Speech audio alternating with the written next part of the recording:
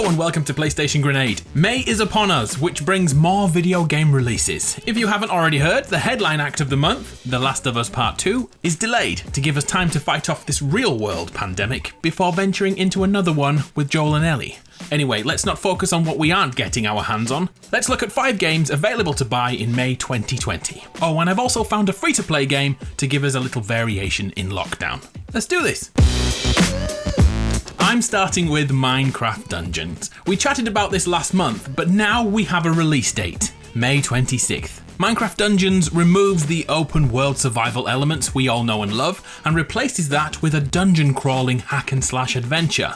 The main building block of Dungeons is lore, using the characters and mobs you know and adding backstories and rules to their existence. Unlike most dungeon crawlers, Minecraft Dungeons does not force classes upon you. Instead, we enchant our equipment to adapt our playstyle.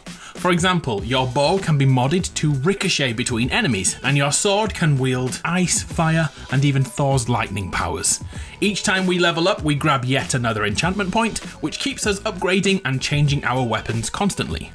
On top of that, we have artifacts, which add over-the-top abilities to our characters, which are essential for handling huge waves of enemies. Missions are selected by difficulty, which in turn rewards better loot. So do you stick with your current combat level, or do you go in over your head in the hopes of nabbing a piece of equipment which will make you a block-headed god? Let me know your thoughts on this one. Minecraft Dungeons drops on May 26th on PC, PS4, Switch, and Xbox One.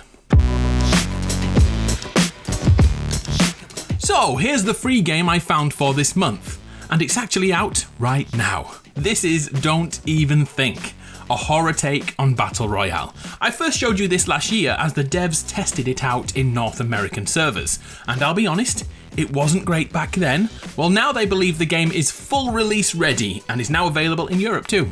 Don't Even Think attempts to cross Battle Royale with Dead by Daylight. Here's how. Firstly, there are 2 classes, humans and, get this, werewolves. Humans are the military types you've seen in all BR games. Jump out of a plane, loot, and eliminate other players, and stay alive to win. You know how all that already works, but here's the gimmick, the werewolf class. When playing as the Dark Minion, you'll begin as a hulking grunt, and you'll only be able to use melee weapons. As they take out other players and find downed players, the werewolf within them needs to feed, and suddenly the player will morph into a rapid werewolf, who is a beast in all meanings of the word. The game then becomes a Marines versus monsters scenario, and carnage usually ensues. Season 2 has just kicked off in-game, bringing a new map and new were-beings, including a werecat. Embrace your inner furry, maybe. Don't Even Think is out now and is completely free, but it will try and get your cash with battle passes and microtransactions. If this gives you something different to play during lockdown, then this video has served its purpose. I hope you enjoy it. A game which I didn't cover last month needs a little love right now, because I've been playing it all month on PS4 and it's great. And on the last day of April, it's out on PC and Xbox One. Call of Duty Modern Warfare 2 Remastered. I won't patronise you, you know everything about COD games already, but this remaster is a thing of beauty. Sony primarily paid for the game to be remastered, so that's why we got it a month early. The remaster though has such good updates, the visuals are staggering. The missions feel perfect. You need this in your life if you like Call of Duty. You gotta get this, and I'll be covering the Easter eggs in this masterpiece this week. The only downside is the lack of multiplayer, but those maps will be found in the current Modern Warfare game. Man, these naming conventions are weird. Anyway, I just wanted to say how great it is. It's really good. Really good. At this point, I planned on talking about Wasteland 3, but that's been delayed. I planned on talking about New World, but that's been delayed. I planned on talking about Iron Man VR, but that's been delayed. Basically, this month has been annihilated.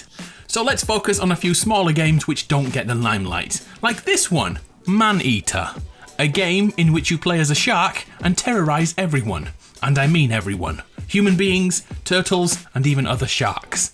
The premise is pretty funny. We play as a baby bull shark who must take revenge on the legendary shark hunter Scaly Pete, who hunted down our shark mother and disfigured our shark face forever.